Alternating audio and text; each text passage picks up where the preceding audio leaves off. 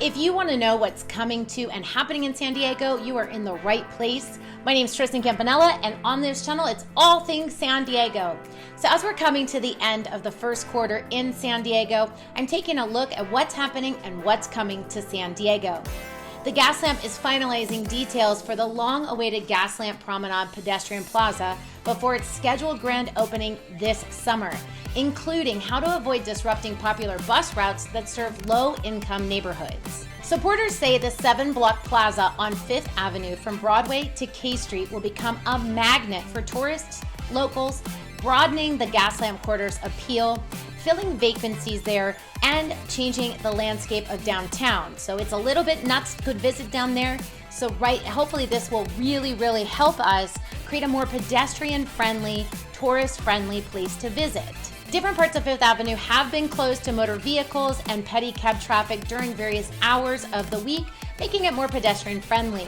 The city hopes to eventually add street furniture, public art trees, murals, and possibly outdoor entertainment. That could be fun.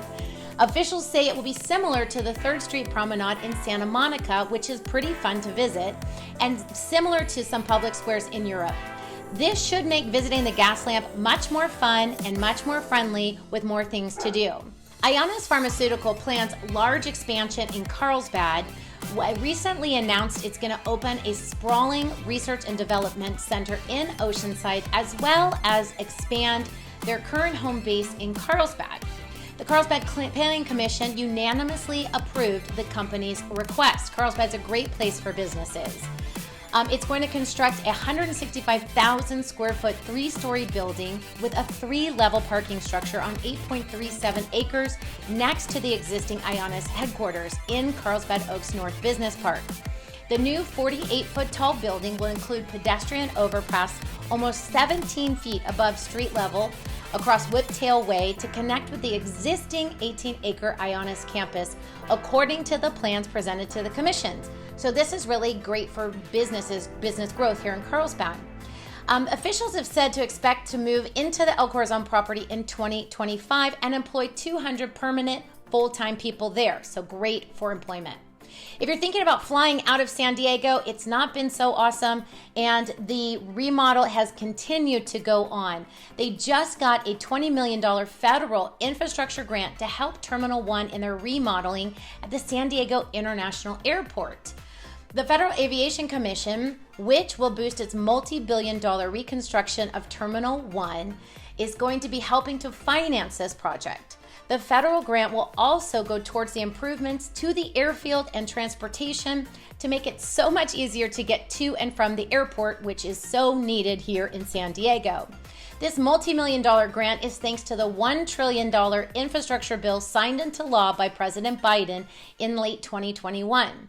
The grant funds are from the Airport Terminal Program, one of 3 aviation programs created by the bipartisan infrastructure law to bolster the nation's airport with an overall $25 billion investment. This grant is going to fund a portion of Terminal 1 remodel, which includes the construction of a new 1,200,000 square foot terminal building and the addition of 11 new gates for a total of 30 gates. It will also include improved food and retail concessions, expanded security lanes, thank God, and a children's play area and restaurant overlooking the San Diego Bay. Okay, not so great news. San Diego Gas and Electric, they want to increase the rates for its customer base of 3.7 million people starting next year through 2027.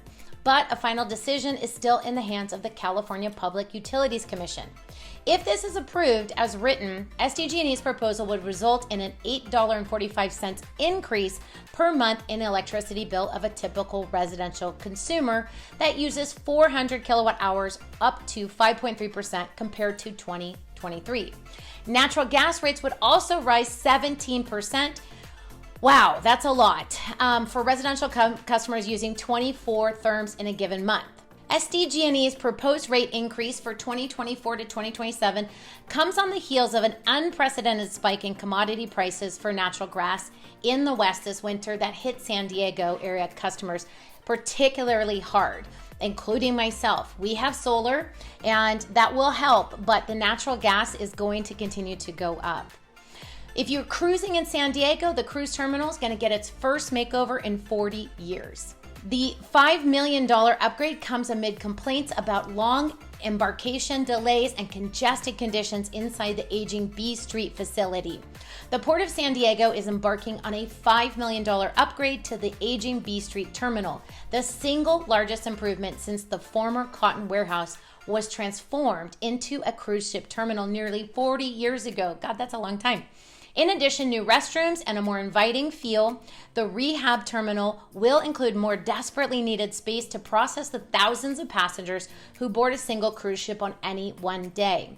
A key component of the rehab, which is currently in the design phase, involves demolishing a walled-off 9,000 square foot space within the cavernous 125,000 square foot building. This should greatly improve the boarding process for those who are cruising out of San Diego.